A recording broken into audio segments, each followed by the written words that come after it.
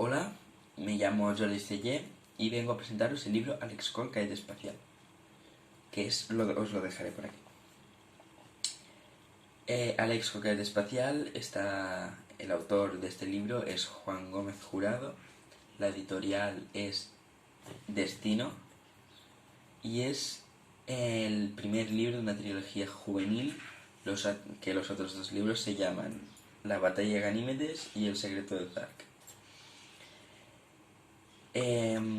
Los protagonistas, el protagonista principal es Alex Cole, un niño de 12 años, pequeño, astuto, que le va bien a veces ser astuto y pequeño, pero a veces no, porque normalmente es el blanco de los abusones. Y los otros personajes son Blob, un ser muy inteligente, es tan inteligente que solo es un cerebro.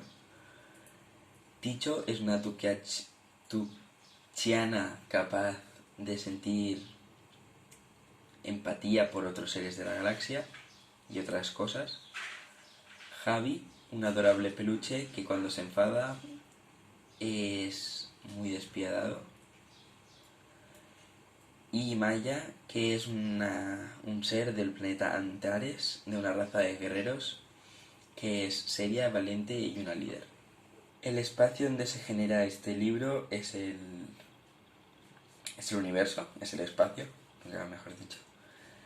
Y este libro empieza pues Alex Colt está escapando unos abusones, como de costumbre, y de repente aparece en la nave escuela que se llama Madre.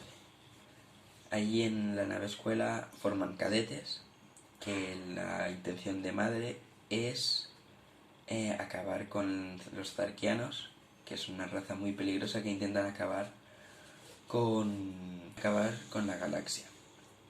Yo os dejo aquí un poco así para que podáis seguir leyendo el libro. Lo recomiendo bastante. Hay partes que ya se te hace un poco pesado, pero luego vuelve a ser normal y así un poco, pero bueno. Y este libro a mí me lo compraron hace unos 3 años más o menos. Me lo miré primero con una cara así raro. Luego, pues cuando me lo empecé a leer, no fue tan raro, me gustó bastante.